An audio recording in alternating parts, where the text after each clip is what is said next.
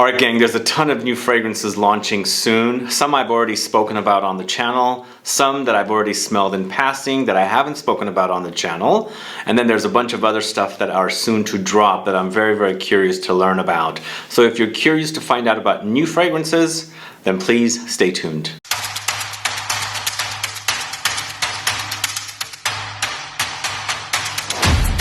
Thanks so much for tuning in. This is Sebastian. Yeah, today we're talking about new fragrances. Probably the two exciting fragrances that most people are excited about.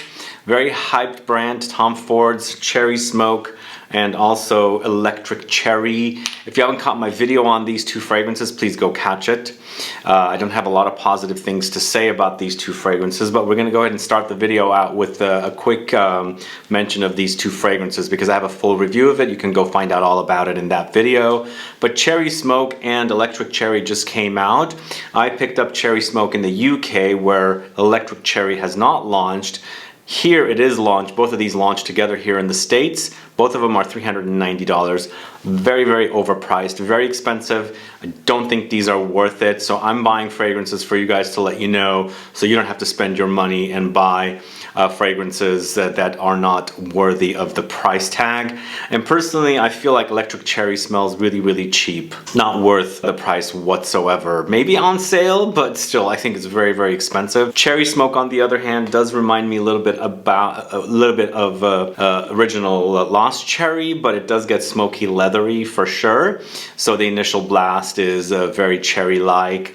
But I'm very disappointed on both of these fragrances, and I don't think Tom Ford needs more than one cherry fragrance. It's almost like they have run out of ideas and they're trying to do anything to see what people will like. And sad. I don't think a brand needs 3 different cherry fragrances. That's my thoughts. Maybe they do. I don't know. But you happy with these two fragrances? Let me know. If you're curious to learn more about them, go catch my review for those two fragrances. In that video, there's also a surprise fragrance called Cherry Syrup I speak about as well. But moving on, the third fragrance I'm going to talk about is Guerlain's Jasmine Bonheur. I think that's how you say it. This is a new fragrance in the collection called L'Art et la Métier. Last year, at the end of last year, they launched Cherry Oud, which supposedly is the biggest seller now in that collection. I hated it. They also launched Oud Nude, and then Nude Oud or Oud Nude, and then they launched Oud Kohl. I ended up buying Oud Nude from that trio of fragrances. Now they have Jasmine Bonheur, which I got to sample. It's a ton of different jasmine varieties in this particular fragrance. French jasmine, Indian jasmine, Grandiflorum jasmine, and then also Calabrian jasmine. There's also apricot, iris, and rose. For me, it was very jasmine forward and also very fruity apricot-y. So I don't know if I'll add it to the collection. I know some people, when they come in to do sniff sessions, do enjoy a variety of fragrances, so perhaps I will add it. I personally liked it. I didn't love it, but I didn't hate it like I hated Cherry Oud. So most likely I will add this one. If you've gotten your nose on it, do let me know. It does come with a very unique limited edition packing and a cap, all inspired by Matisse, the painter from the south of France. So up next, it's Armani Prive's Santal d'Anchat, a new release from the House of Armani, the Prive collection. I just found out that the Armani Prive collection here at Neiman Marcus has been moved way in the back. So for a long time I thought it was removed from Neiman Marcus, but it's still there, and that's where I got to sample this one when I went in to pick up my really overpriced Electric Cherry, which I shouldn't have bought, but as I said, I'm buying for reviewing that you guys don't have to spend the money to buy really shitty fragrances. But personally, Santal d'Anchat is not worth it for me either. To me, initial blast or initial smell I smelled reminded me of Le Labo Santal 33, and I'm not a fan of that fragrance. So even though I feel like this could change, but the initial blast was like Santal 33, and I don't need a fragrance that reminds me of Santal 33 because it is really overdone, and too many fragrances out there that remind me of Santal 33. The next fragrance though is very exciting. It's the new Givenchy Gentleman Givenchy Society. Very excited about about this one. I do enjoy this particular collection. They've done some good fragrances in this collection. The last one was smelling good, but I didn't get the great performance. And it kind of reminded me a little bit too much of the Eau de Parfum. Although I prefer the Eau de Parfum, the one that they launched last year was pretty darn good. But this one sounds totally different, really, really different. It's got Palo Santo, Haitian vetiver, Madagascar vetiver, vanilla, French narcissus, cardamom, sage, and cedar. Narcissus is now starting to become trendy again. The H24 from Hermes uses narcissus. And this fragrance sounds really interesting in that it doesn't sound similar to the previous releases from this collection. And they've used Palo Santo in the notes, and Givenchy's La Collection Particulière fragrance, the one called MMW, also uses Palo Santo. So I'm assuming Palo Santo is a very trendy note. So I'm excited to sample this one. We'll see when it'll launch here, and I can get my nose on it and report back to you guys. Moving on to the House of Mugler, there's a brand new angel coming out. It's called Elixir, Angel Elixir, and from what I've been reading about it, it doesn't smell anything like the original Angel. So they've redone it, making it more modern. Who knows? I don't know, but I don't know why they would make another fragrance called Angel and not have it smell like Angel. But anyway, I guess the name sells, right? It's Vanilla, Amber, Extreme, White Blossoms, Orange Blossom, Absolute, Pink Pepper. Doesn't sound at all like Angel. And it's vanilla once again, and supposedly vanilla is very trendy now. Very trendy. I've read so many articles. This year is going to be about the year of vanilla and also green notes. So we'll see an Angel with vanilla. I know Angel is gourmand, but where the heck is the patchouli? Because in the original, the patchouli was king. But still, I'd like to get my nose on Angel Elixir. I didn't really care for too much of Angel Nova. It was okay. It was just kind of not my favorite, but we'll see if this one is okay. If any of you have gotten your noses on any of these fragrances I've spoken about so far, do let me know. Most likely you've gotten your noses on Electric Cherry and Cherry Smoke from Tom Ford. All right, moving on to the House of Zoologist Perfumes. This is probably one of the brands, the indie brands that constantly launches new fragrances, and they have a new one called Harvest Mouse, created by Luca Maffei, from what I've read, and I actually did a video with Luca Maffei in his atelier. If you like him as a perfumer, go catch my video for him and I discussing some of these fragrances he's created. But Harvest Mouse is chamomile, orange blossom, beer, vanilla, sandalwood, hay, davana, Peru balsam, balsam fir, bergamot, benzoin, and a lot of other notes that goes into it. I enjoy a lot of the fragrances from Zoologist Perfumes, and some I don't enjoy. Some I do enjoy to wear, some I enjoy only to smell, because a lot of them seem to be very artistic.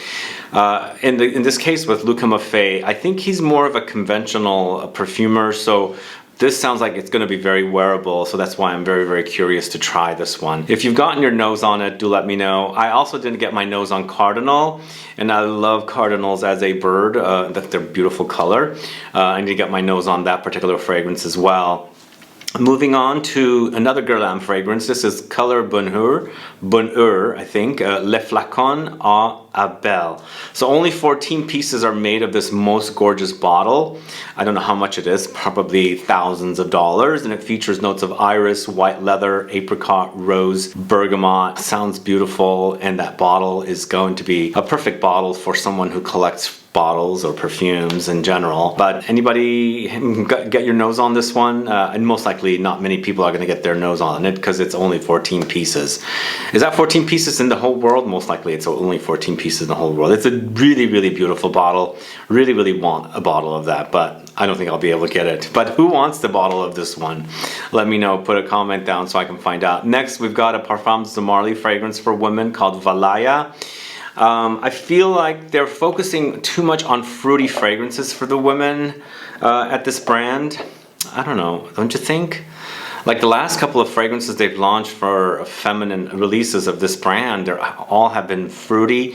In this case, the same is here, but I'm still interested in getting my nose on it. I do enjoy this brand. It's got musk, vanilla, orange blossom, peach, lily of the valley, bergamot, mandarin, vetiver, ambroxan, akigala wood, aldehydes, nympherol, a lot of stuff. So maybe this is not uber fruity, but it does mention peach, and peach is a toss-up for me. Sometimes I like it, sometimes I don't, and we'll see how this one is. Beautiful white bottle. It seems going to be very pure. When something is, you know, bottled in a white bottle, seems it's going to be very pure and thin. No, that's not the right word to use. It's going to be more like a skin scent, so it's going to be very musky, and I think it does have a lot of musk. So will the other notes stand out? We shall see how it is. But if you've gotten your nose on it, put a comment down so I can find out how good this is.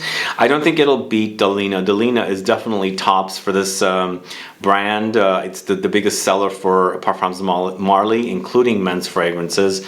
And it's funny, I've done several gigs now at Neiman Marcus for other brands, and when I go there and hang out, you don't know how many people come in and ask for Delina. It's just really, really, really insane the amount of bottles they sell of Delina. And from what I've heard from them, their biggest seller there for the brand is definitely Delina. So it makes sense that Delina is the biggest fragrance for Marly. Up next, another flanker to the very, very long-standing and very, very flanker, full of flankers collection is the opium, black opium collection from YSL. This is Black Opium Le Parfum. You know, there are a few fragrances in this collection that I do enjoy, and I feel like they can go unisex, because a lot of men's fragrances now go unisex. They're nothing like fragrances that were launched for men back in the 80s and 70s, even in the 90s. A lot of men's fragrances are very, very unisex now, so I feel like some of these can be worn by men. And this one sounds really delicious, actually. It's Madagascar vanilla, bourbon vanilla, vanilla absolute, patchouli, coffee, vanilla orchid, solar notes, orange blossom, jasmine, and pear. So it does have a bit of a fruitiness. The only thing I don't like about a lot of these fragrances is there's like 4 different perfumers that are connected to the creation of this fragrance. One of them, I believe, is Nathalie Lorson. I think she's involved, and a few other perfumers. So sometimes they do a good job when there's a bunch of them involved, and sometimes I feel like they don't do a good job. It's just way too many ideas to go in and to create something very, very crappy. But I do enjoy some of the fragrances in this collection. So moving on to 2 fragrances from the house of Zadig & Voltaire, a very underrated designer house. This is him collection of fragrances, and this is her collection of fragrances is ongoing, and they're cranking out different flankers. And this is him is created by Nathalie Lorson, and she's created this one. This is him undressed, and then this is her originally was created by Sidonie Lancesseur, and this is her undressed is also created by her. And then this is him undressed is amber, cedarwood, sandalwood, musk, salty skin, grapefruit, pink pepper, orange blossom. So it seems like they're going into more of like a beachy direction. Salty skin reminds me a little bit of something like On the Beach with Maison Margiela. And then with this is her undressed, we've got musk, sandalwood, ylang ylang, salty skin, orange blossom, and ginger. Sort of similar notes, but in different directions. And you know, men going into the masculine direction, women's is going into the feminine direction. I do enjoy the collection. Still, I think my favorite is this is the original, This Is Him. I really enjoy that one from this collection, but they have a few others that are pretty darn good as well. This Is Her, the original, is also a really nice lactonic, milky, musky fragrance. So check those out if you haven't checked those fragrances out. So up next, Diptyque has a new fragrance out called L'Eau Papier. This one sounds really interesting. It's created by Fabrice Pellegrin. Fabrice Pellegrin and Olivier Pechot create a lot of fragrances for Diptyque. I actually got to meet Fabrice Pellegrin in the south of France last year, and maybe one of the fragrances he was working on was this, because I went to the Firmenich villa in Grasse via Atelier d'Azur, the brand, because they work with Firmenich as well. But this fragrance features white musk, rice steam, mimosa, blonde woods, roasted sesame. Very, very unique fragrances. I mean, very, very unique notes is what I should say. And the idea of paper sounds really great, although I don't see papyrus listed as a note. Low paper, the water of paper, or paper water was what that translates to, I think. We shall see. I'm looking forward to smelling it. I love Diptyque as a brand. It's one of my favorite brands. Very, very underrated. And on this trip, I picked up a bottle of Opsis, the Harrods exclusive. A really great musk, by the way. So I'll reveal that very, very soon. Moving on to by Kilian. Kilian has a new fragrance called Can't Stop Loving You. Do you guys love the names of Kilian's fragrances? I don't know. Some of you don't like it probably. They're kind of a bit interesting and a bit annoying at the same time. This is bourbon vanilla, Somalian frankincense, oak moss, Provençal honey, orange blossom, paradisone. I hope it doesn't go in the direction of something like baby cat. I hope bourbon vanilla, frankincense together. But it does have honey and orange blossom, so it seems like it's going to go sweet rather than very smoky, dry vanillic. Next, going to the house of Ralph Lauren, another fragrance or a popular fragrance in this Ralph Lauren collection of fragrances that's getting the Parfum treatment. This time it's Polo Red Parfum. Always curious to try a parfum. We'll see how it is. It's ambergris, woods, coffee, sage, saffron, bergamot, grapefruit, and cranberry. Is that the red note that they've thrown in? The cranberry? It's Polo Red. So we'll see how it is. I'm curious to smell it, but I'm not holding my breath for this particular fragrance. And the next one, it's going to the house of Hugo Boss. It's Hugo Jeans. I wore the original Hugo back in the early 90s and loved it. This is sandalwood, vetiver, cedarwood, juniper berry, peppermint, grapefruit, and lime. We'll see how it is. I'm curious to smell it because that kind of takes me back, brings back memories of the early to mid 90s when I was wearing the original Hugo from Hugo Boss. Loved that fragrance. I smelled so good when I was wearing it. So M. Micallef has a new fragrance, or a flanker to a popular fragrance called Note Vanille, and it's his Note Vanille Nectar. It seems like it's going into a boozier direction. We've got rum, amber, vanilla, cognac, jasmine, sandalwood, mandarin, orange, and citruses. I really do enjoy Note Vanille and Note Vanille Nectar. Is it a concentrated version? I'm not really understanding what the differences would be too much. It does seem like there's rum and cognac at it, although I think the original has rum and cognac as well. It was a boozy vanilla, so we'll see what the differences are here. We'll find out. But the next fragrance is really, really exciting for me. A really great house that's very underrated, Caron. This is Musk-Le. Musk-Le sounds amazing. I really can't wait to get my nose on this one. It's Cashmeran, Javanol, Amber Extreme, Sinfonide, Operanide, Sulfurol. So very interesting, more molecular notes or synthetic notes to create kind of a musky fragrance. I'm all over this particular fragrance. I can't wait to get my nose on it. It is a great house, very underrated. Glad they're still around.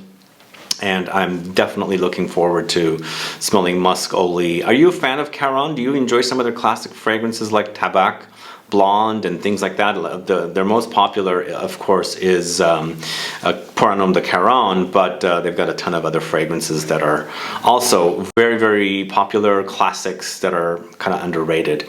Anyway, that's the last fragrance I'm talking about today. It's Caron's Musk-Le. Really looking forward to that one. Let me know which of the fragrances I discussed today sounds exciting to you and you can't wait to get your nose on it. Is there another fragrance that's launching soon that just got announced that you're looking forward to as well? Put a comment down, we can find out what it is so I can check it out as well. Anyway guys, thanks so much for tuning in. If you have any questions or comments, please do list below. Please like this video, please share it. Follow me on Instagram and Facebook, and I'll be back with more videos very soon. Have a good one. Goodbye.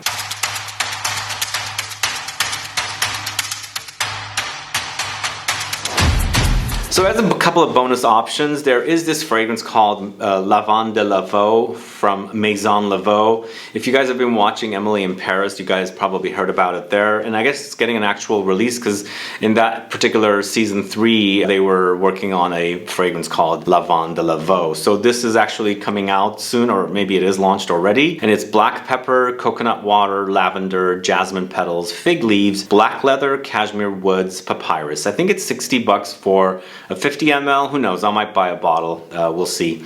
But always exciting to try something that was, you know, part of a subject in a film or a TV show, and then it becomes a reality kind of a thing.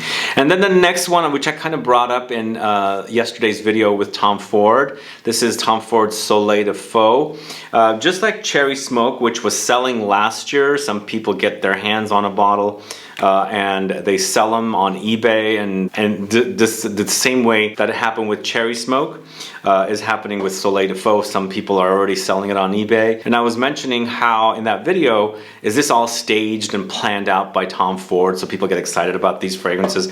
I don't know, but I was told about Soleil de Faux by my Tom Ford sales rep here at Neiman Marcus when I went to buy this fragrance, Electric Cherry. So I looked it up, Soleil de Faux, and I saw eBay had a listing for it. So how in the world are these people, you know, getting these fragrances to sell on eBay?